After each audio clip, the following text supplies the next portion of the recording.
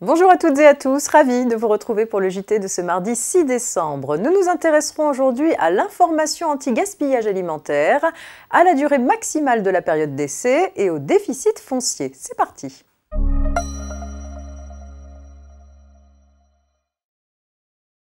Afin de réduire le gaspillage alimentaire et de mieux informer le consommateur, la loi permet aux professionnels, lorsqu'un produit alimentaire préemballé comporte une date de durabilité minimale ou DDM, d'accompagner celle-ci d'une mention indiquant que le produit reste consommable après cette date. Un décret vient de préciser de quelle manière. Depuis le 19 novembre 2022, les professionnels qui le souhaitent peuvent donc opter pour l'une des mentions prévues par le texte, telles que ce produit peut être consommé après cette date ou toute mention au sens équivalent pour le consommateur. Pour mémoire, la date de durabilité minimale, formalisée par la mention « à consommer de préférence avant le », signifie qu'au-delà de cette date, le produit peut être consommé sans risque pour la santé tant que l'emballage reste intact. Cette date de consommation conseillée concerne entre autres les pâtes, le riz, les légumes secs, le café ou encore le thé. La date limite de consommation, ou DLC, indiquée par la mention « à consommer jusqu'au », doit être au contraire impérativement respectée. Elle est inscrite sur les denrées très périssables telles que les viandes, les poissons ou encore les produits laitiers frais.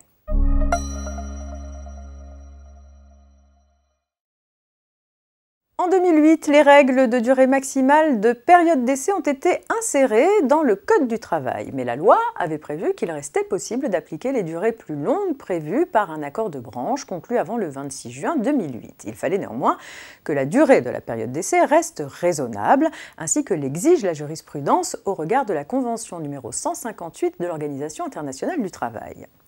Les choses pourraient changer car le projet de loi qui vise à adapter le droit français à plusieurs directives européennes prévoit de supprimer cette dérogation. Cette mesure entrerait en vigueur 6 mois après la promulgation de la loi. Il n'y aurait plus alors de dérogation aux durées maximales prévues par le Code du travail.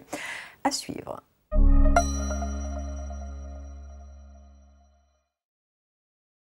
Déficit foncier pour terminer. Les revenus perçus au titre de la location nue d'un bien immobilier sont taxables dans la catégorie des revenus fonciers.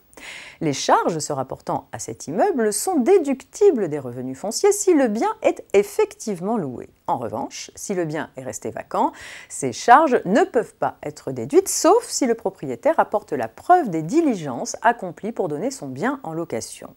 Une telle preuve ne peut être considéré comme apporté par les propriétaires d'un local commercial resté vacant durant 5 ans, qui se limite à présenter à l'administration fiscale un mandat donné à une agence immobilière sans préciser les actions menées par cette dernière et des accusés de réception d'annonces diffusées sur Internet n'ayant abouti à aucune candidature. Dès lors que le couple de propriétaires n'a engagé que des démarches ponctuelles et ne donne aucune indication permettant de comparer le loyer demandé par rapport au prix du marché, il doit être considéré comme ayant conservé la jouissance de son bien. Il n'est donc pas en droit de déduire les frais d'entretien et réparation qu'il a supportés.